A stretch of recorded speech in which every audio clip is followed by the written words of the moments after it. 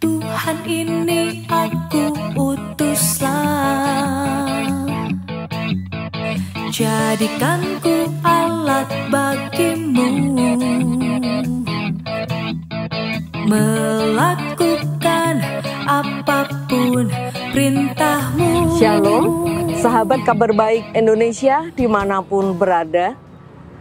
Kita jumpa lagi dan hari ini saya akan membagikan tentang kabar baik, yaitu tentang janganlah kita khawatir.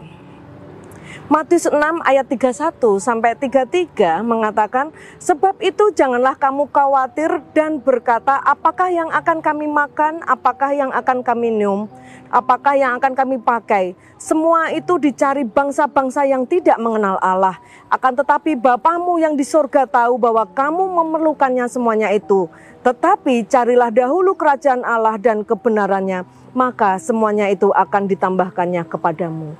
Sahabat Kabar Baik, terkadang yang membuat kita lebih terpuruk atau semakin terpuruk bukan karena persoalan yang terjadi, bukan karena persoalan yang kita hadapi, namun rasa kekhawatiran itu. Jangan pernah membiarkan kita diliputi atau ditekan oleh rasa khawatir, karena khawatir itu akan membuat kita semakin dalam keterpurukan. Mengenai makan dan minum, Tuhan sudah katakan bahwa tapi carilah dahulu kerajaan Allah dan kebenarannya, maka semuanya itu akan ditambahkan kepadamu.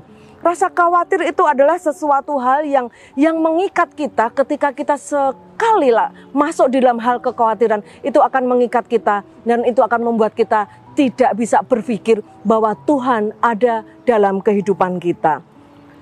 Akibat kalau kita khawatir dalam kehidupan kita, yang pertama yaitu itu akan membuat kita semakin cemas, kita akan semakin gelisah dan bingung, kita tidak bisa tidur. Yang kedua, kita tidak bisa fokus dalam kehidupan ini, apa yang akan kita lakukan, apa yang akan kita kerjakan itu tidak fokus. Yang ketiga, iman kita menjadi tidak berfungsi dengan baik ketika khawatir itu menguasai kita semuanya.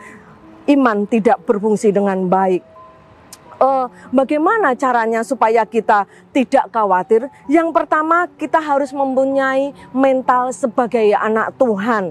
Yaitu di Matius 6 ayat 33 tadi dikatakan bahwa carilah dahulu kerajaan Allah dan kebenarannya. Ketika kita mempunyai mental sebagai anak Tuhan, kita mempunyai sikap sebagai anak Tuhan, kita tidak akan takut.